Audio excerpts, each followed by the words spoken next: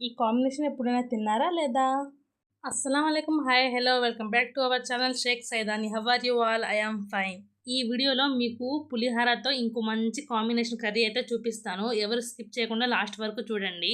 3 table spoon oil వేసుకొని oil heat అయిన తర్వాత హాఫ్ కప్ వేరుశనగ పప్పులు వేసుకోవాలి. తర్వాత తిరువాత గింజలు వేసుకోవాలి. జీలకర్ర, ఆవాలు, పచ్చని పప్పులు వేసుకోవాలి. ఈ ఏరుశనగ పప్పు నేను ఇష్టంగా తినేదాన్ని. అదే అలవాటు పిల్లలు కూడా వచ్చింది. పులిహోరలో వేరుకొని మరీ తింటారు నా ఇద్దరు పిల్లలు. 3 ఎండుమిరపకాయలని కట్ చేసుకొని వేసుకోవాలి.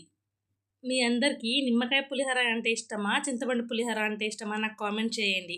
అస్సలైన ఘట్టం ఇక్కడ వచ్చేసింది ఫ్రెండ్స్. పోపులో కరివేపాకు వేయాలంటే నాకు ఎంత పెద్ద టాస్క్ అనుకున్నారు. మ్యారేజ్ అయినప్పటి నుంచి ఇన్ని సంవత్సరాల నుంచి కుక్ చేస్తున్నా కరివేపాకు వేసేటప్పుడు భయం మాత్రం అసలు పోలేదు ఫ్రెండ్స్. మీలో ఎంతమందికి పోపులో కరివేపాకు వేసేటప్పుడు భయం వేసిద్దో నాకు కామెంట్ చేయండి. మీతో మాట్లాడుతూ ఆనియన్స్ వేసింది చెప్పడం మర్చిపోయాను ఫ్రెండ్స్. 1 కప్ సన్నగా కట్ చేసుకున్న ఆనియన్స్, 2-3 పచ్చిమిర్చి వేసుకోవాలి. పోపు మాడిపోకుండా లో ఫ్లేమ్లో పెట్టి అన్నీ బాగా మిక్స్ చేసుకోవాలి. అందరూ వీడియో చూస్తున్నారు కానీ సబ్స్క్రైబ్ చేసుకోవడం లేదు. ప్లీజ్ సబ్స్క్రైబ్ చేసుకోండి. సబ్స్క్రైబ్ చేయడం వల్ల నేను పెట్టిన వీడియో వెంటనే మీ మొబైల్కి నోటిఫికేషన్ వస్తుంది. వెంటనే మీరందరూ నా యూస్ఫుల్ వీడియోస్ అయితే చూసేయవచ్చు. నిమ్మకాయ పులిహోర ప్రిపేర్ చేస్తున్నాం కదా, ఈ నిమ్మకాయల నుంచి రసం అయితే తీసుకుందాం.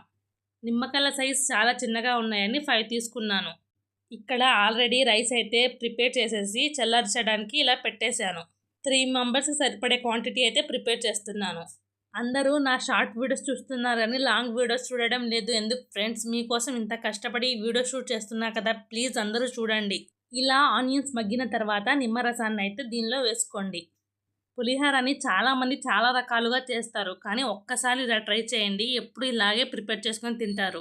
పులిహోర ప్రిపేర్ చేయడం మాకు రాదా ఏంటి అని ఈ వీడియోస్ చూసి మేము నేర్చుకోవాలా అనుకోకండి. నా సబ్స్క్రైబర్స్లో ప్రిపేర్ చేయాలని వాళ్ళు ఒక్కరైనా ఉంటారేమో, వాళ్ళకి యూజ్ అయ్యిద్ది అన్నట్టుగా ఈ వీడియో షూట్ చేస్తున్నాను. 1 table spoon salt, 1 table spoon turmeric powder.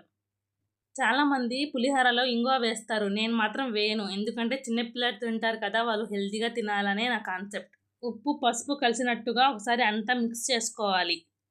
నా వీడియోస్ని ఇంత సపోర్ట్ చేస్తున్న ప్రతి ఒక్కరికి థ్యాంక్ యూ సో మచ్.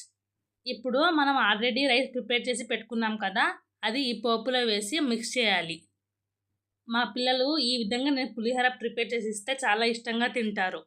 పులిహోరని ఏ కర్రీతో కలుపుకొని తింటారో నాకు కామెంట్ చేయండి. కర్రీసా, లేకపోతే పచ్చడా, లేకపోతే ఏంటి సంథింగ్ మీరు దేనితో కలుపుకొని తింటారో నాకు కామెంట్ చేయండి. లేకపోతే ఒట్టిగా అలానే తింటారా? అందరూ ఇంట్లో రైస్ మిగిలిపోతే పులిహోర ప్రిపేర్ చేస్తారు, కానీ మా ఇంట్లో అలా కాదు. పర్టికులర్గా పులిహోర చేసి కర్రీ కూడా ప్రిపేర్ చేయాలి. బాగా మిక్స్ చేసిన తర్వాత 2 మినిట్స్ అయితే కవర్ చేయాలి. ఆల్రెడీ ఇది వేడి రైసే కదా, అందుకే నాకు 2 మినిట్స్ చాలు. ఎవరైనా రాత్రి మిగిలిన అన్నంతో చేస్తున్నారు అంటే కొంచెం అది హీట్ అయ్యేదాకా చేసుకోండి. ఇంకా రైస్ హీట్ అయిన తర్వాత సర్వ్ చేసుకోవడమే. చాలా కలర్ఫుల్గా ఉంది కదా పులిహోర, టేస్ట్ కూడా అంతే పర్ఫెక్ట్గా ఉంటుంది. అసలు కర్రీ అంటున్నావు, అది ఏం కర్రీ చెప్పండి అనుకుంటున్నారా? అదేనండి, చికెన్ కర్రీ. మా హస్బెండ్కి అయితే ఇలా తినడం చాలా అంటే చాలా ఇష్టం. అసలు బిర్యానీ తిన్నట్టు ఫీల్ అయిపోతారు ఆయన అయితే.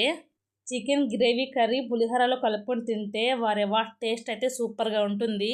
మీలో ఎవరైనా ఈ కాంబినేషన్ తిన్నారా? తినకపోతే వెంటనే ఇలా ప్రిపేర్ చేసుకుని తినండి. పులిహోర and chicken gravy curry taste అయితే మామూలుగా ఉండదు. ఈ వీడియో మీకు నచ్చినట్లయితే లైక్ చేయండి, షేర్ చేయండి, కామెంట్ చేయండి, సబ్స్క్రైబ్ చేసుకోండి. ఓకే.